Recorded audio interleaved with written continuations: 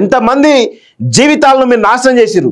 కేసీఆర్ ఒకసారి గుర్తుంచుకో, 2001 నుంచి 2014 వరకు నీతో కలిసి జీవితాలను నాశనం చేసుకున్నటువంటి అనేక మంది ఉద్యమకారులు నువ్వు పక్కన పెట్టలేదా?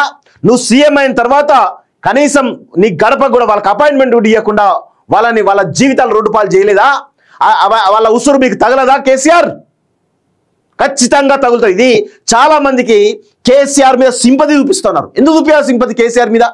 ఎందుకు చూపించాలి? కేసీఆర్ ఏం చేసిండు? తెలంగాణకి లక్షల కోట్లు దొబ్బితిన్నాడు. తెలంగాణను, ఒక సంపద గల తెలంగాణను మొత్తం కూడా నాశనం చేసేటువంటి దొంగ కేసీఆర్. అలాంటి వ్యక్తి ఈరోజు లక్షలాది మంది ఉద్యమకారులు, ఉస్మానియాలో వందల కొద్ది కేసులు ఉన్నటువంటి విద్యార్థి ఉద్యమకారులు అనేక ఉన్నారు. కనీసం వాళ్ళని పిలిచి మాట్లాడిన సందర్భాలు లేవు.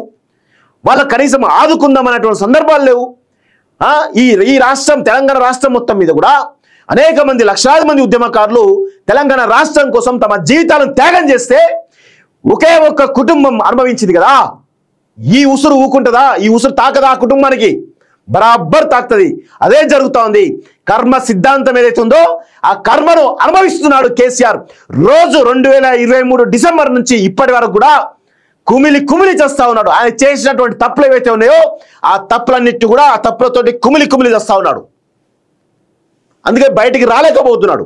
బయటికి వచ్చి ప్రజలకు తన ప్రజలను ఫేస్ చేయలేకపోతున్నాడు. కనీసం అసెంబ్లీ కూడా రానటువంటి దుర్మార్గమైనటువంటి, దరిద్రమైనటువంటి పరిస్థితిలో కేసీఆర్ ఉన్నాడంటే ఏ విధమైనటువంటి పరిస్థితిలో ఉన్నాడో ఒక్కసారి ఆలోచించుకోండి. ఖచ్చితంగా తెలంగాణ అమరవీరుల ఉసురు కేసీఆర్ కు తగిలింది. ఇది 100% వాస్తవం. ఉద్యమకారుల యొక్క గోస, ఉద్యమకారుల యొక్క ఆవేదన అంతా కూడా కేసీఆర్ కు తగిలింది, ఇంకా తగులుతుంది అనే విషయంలో గుర్తుపెట్టుకోవాలి.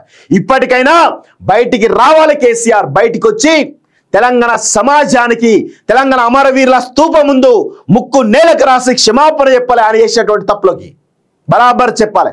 అప్పుడే తెలంగాణ సమాజం క్షమిస్తుంది.